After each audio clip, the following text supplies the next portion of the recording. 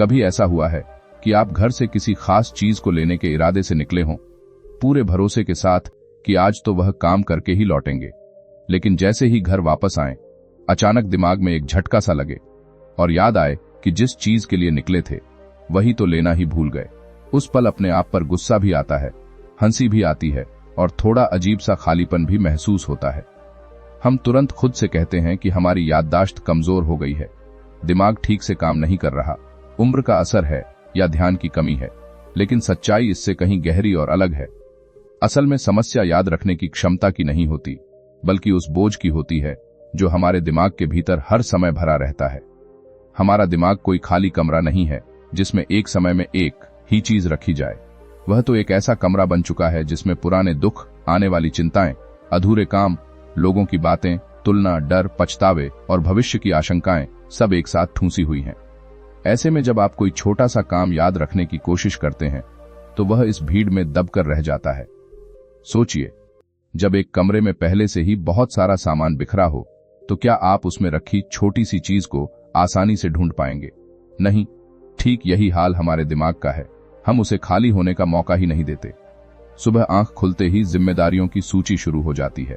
किसे फोन करना है, कौन सा काम अधूरा है, पैसे की चिंता, रिश्तों की उलझन, बीते कल की बातें और आने वाले कल का डर।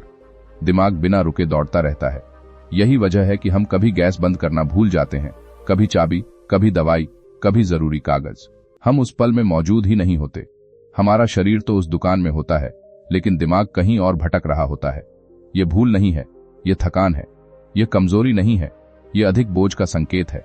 आज का इंसान सबसे ज्यादा जिस चीज से जूझ रहा है वह है मानसिक अव्यवस्था।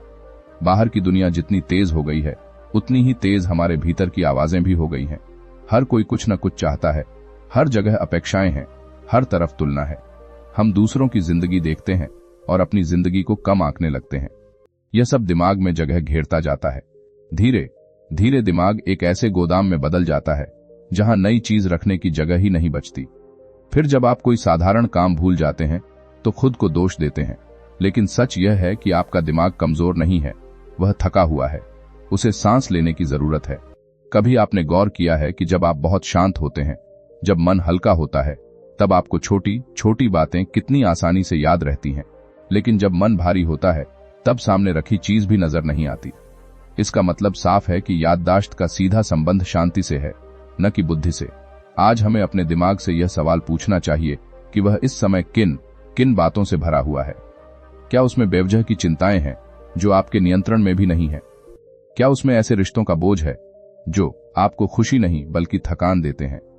क्या उसमें अतीत की वे बातें हैं जिन्हें बदला नहीं जा सकता, लेकिन आप रोज उन्हें ढोते रहते हैं?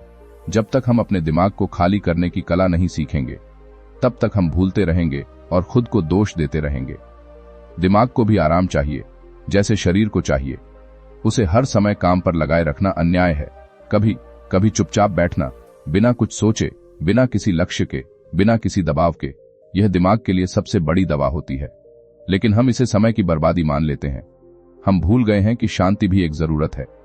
अगर आप चाहते हैं कि आप कम भूलें तो आपको ज्यादा याद रखने की कोशिश नहीं करनी है, बल्कि कम बोझ उठाने की कोशिश करनी है।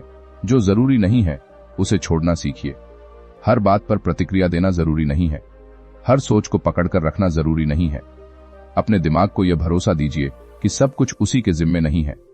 कुछ चीजें समय पर खुद सुलझ जाएंगी। जब यह भरोसा आता है तब दिमाग हल्का होता है और वही दिमाग फिर सही समय पर सही चीज याद दिलाता है। अब मैं आपसे एक बहुत ईमानदार सवाल पूछना चाहता हूं। इस समय आपका दिमाग किस चीज से भरा हुआ है? कौन सी चिंता है जो आपको चैन से बैठने नहीं देती? कौन सी बात है जो बार बार आपके मन में घूमती रहती है? आप चाहें तो उसे नीचे टिप्पणी में लिखिए। लिखने से बोझ हल्का होता है।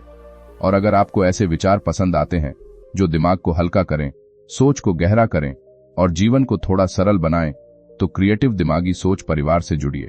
यहां हम शोर नहीं, समझ बढ़ाते हैं। यहां हम डर नहीं, जागरूकता फैलाते हैं। आपका जुड़ना हमें और सार्थक विषय लाने की प्रेरणा देता है। अपने दिमाग का ध्यान रखिए, क्योंकि जब दिमाग शांत होता है तब जीवन खुद ब खुद व्यवस्थित होने लगता है।